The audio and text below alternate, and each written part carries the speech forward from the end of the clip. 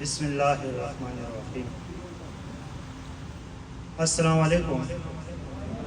نیک اهل احترامات او پندال کې چې کوم مشران ناست دي درانه خواږه ټولو ته مینا احترامات او عزیز لالا مناست دی، نورالامین صاحب مناست دی.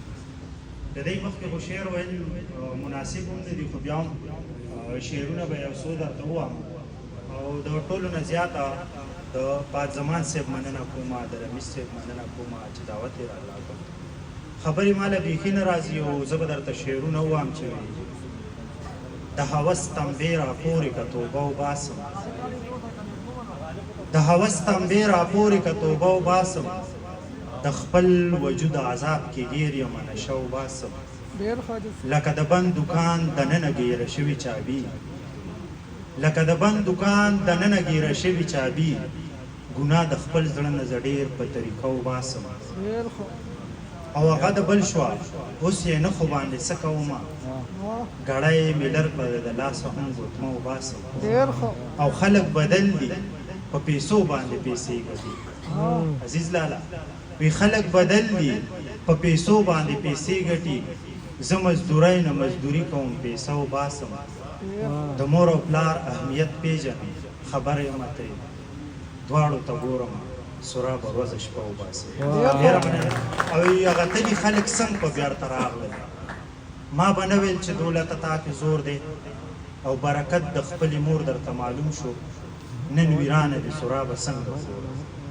یو څو شعرونه یو ملګري راته وویل یاره وی هغه ووایه، مشران هم ناست وي خو ټوله لکان دي یاره، او ماحول داسې جوړ دی چې ویلي پلار یې د خان کاکا حجره ساتي، زوی یې په بړه تماچه ساتي، دغه د بل په خرچو ګرځي چې دغه هلک څومره نشه ساتي. او اوس هلکان ځي کالجونو ته خو د یو بل سره یارانه ساتي. اوس هلکان ځي کالجونو ته خو د یو بل سره یارانه ساتي. او دغه ښکلي راته ټول معلوم دي چې زړونه یې تور ذهن ګنده ساتي. او چې کار نه وي نو خفه وي ځکه سراب په ټوله خیرخانه ساتي.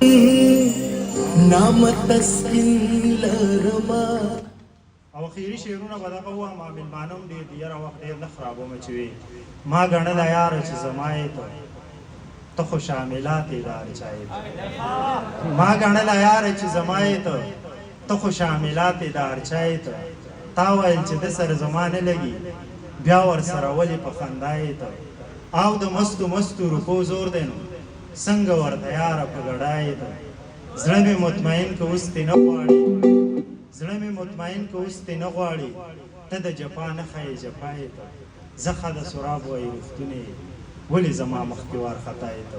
اخري یو کته چې وي